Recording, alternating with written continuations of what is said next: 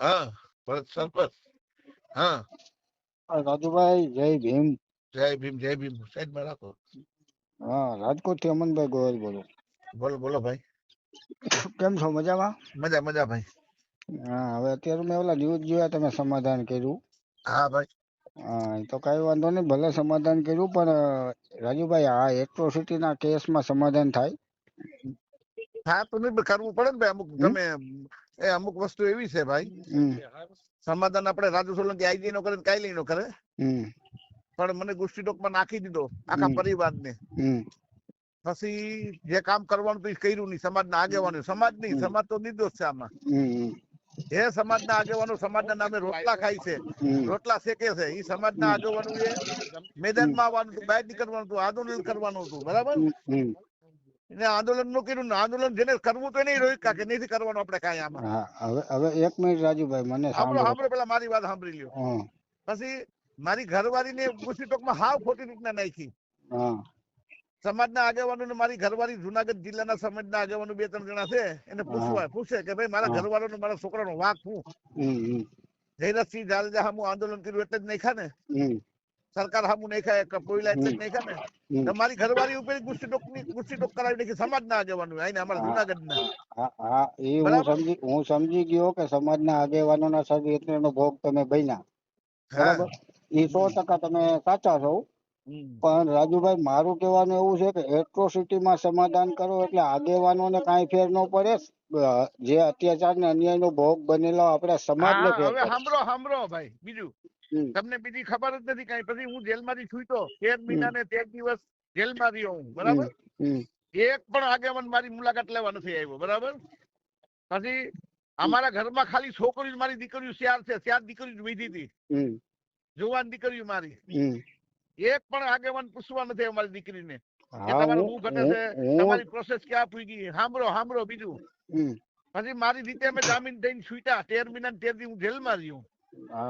જેલમાં રહ્યો, હું જુનાગઢ આવ્યો અને 10 દી થયા તો મારી એફઆઈઆર ખોટી કરી દેવદાન મુસળિયાએ.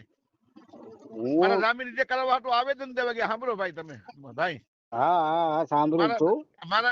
મારા જામીન રિજેક્ટ કરાવવા માટે આવેદન દેવા ગયા જુનાગઢ એસપી ને કે રાજુ સોલંકી ના શરતી જામીન રિજેક્ટ કરો. પછી મારી ઘરવાળી ના જામીનમાં દેવદાન મુસળિયાએ મીડિયા ને લોકેશન આપ્યું, મીડિયા ને લોકેશન. ભાઈ કે આ રાજુ સોલંકી ઘરવાળી જુનાગઢ જિલ્લામાં રહેવાની, મને જુનાગઢ જિલ્લામાં આ દેવદાન મુસળિયા. પાછી મારી પર બીજી ફરિયાદ દેવદાન મુસળિયાએ કરાવી વકીલ પાસે. 2 ફરિયાદ મારી પર કરાવી સાહેબ, રાજુ સોલંકી ના જામીન રિજેક્ટ કરવા માટે. પછી જે ધોરાજી તાલુકાનો જે યોગેશ ભાષા છે, એલા જોનટી બગડા ને લઈ અને જોનટી બગડા ગોંડલ ગયો, ગોંડલ જઈ ગણેશ ગોંડલ ને લઈ અને આઈજી ને મળ્યો. આઈજી ને મળીને કે રાજુ સોલંકી ના જામીન રિજેક્ટ કરો.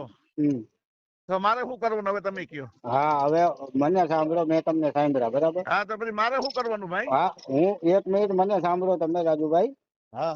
હું એ કઉ છું કે સમાજના 2-5 આગેવાનોના હિસાબે તમને જે કઈ કનડગઢ કે પોલીસ ફરિયાદ થઈ એ સમાજના 2-5 આગેવાનોના હિસાબે, બરાબર. એમાં સમાજનો શું વાંક? એટલે આ સમાધાન તમે કર્યું ને, એ 5-4 આગેવાનોને નો નડે, આખી સમાજને નડે. શું નડે? મારો હું વાંક એમ નહીં, મારી આખી ફેમિલીને જેલમાં ઘાલી દીધી. સમાજના 5 આગેવાનો વિરુદ્ધ તમે સમાજને રાવ કરી હોત કે ભાઈ આને તમારે કેવાય ને બધાને કે તમે રાજુ સોલંકી પર શું કરી રહ્યા છો, તમારે કેવાય ને ભાઈ. હા, પણ હું તમે અત્યારે મને કહો છો, તમે કેમ દેવદાન મુસળિયાને ફોન કરીને નથી કેતા? હા, પણ તમે અત્યારે આ બહાર પાડ્યું ને, તમે જે તે સમયે તમે કીધું ભાઈ આના હિસાબે. છાપામાં આવ્યું, ટીવીમાં આવ્યું, રાજુ સોલંકીના વિરુદ્ધમાં આવેદન દેવા ગયા. દેવદાન મુસળિયામાં ભેસાણ પોલીસ ચોકીમાં પાલોથી વાળીને બેસી ગયા. હા, હવે જો તમે એને કેમ નથી કેતા? તમે ગોંડલ જયારે સંમેલન કર્યું ત્યારે અનુસૂચિત સમાજ આખા રાજકોટ જિલ્લાની હતી. હવે માનો કે એને એના ગામમાં કે એના જિલ્લામાં કે એના તાલુકામાં આવી કઈ અત્યાચારની ઘટના ઘટે તો એને શું સમજવાનું?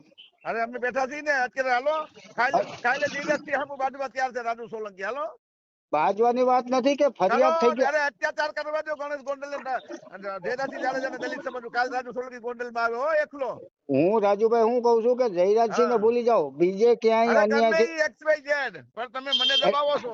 ના, એટલો નહીં ભાઈ 13 મહિના મને જેલમાં ગાળ્યો તે ક્યાં ગયા હતા તમે બધા? દબાવતો નથી. હું તમને એક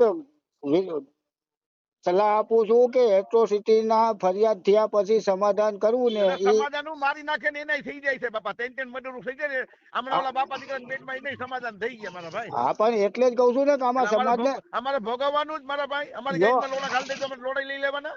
રાજુભાઈ અનુસૂચિત જાતિ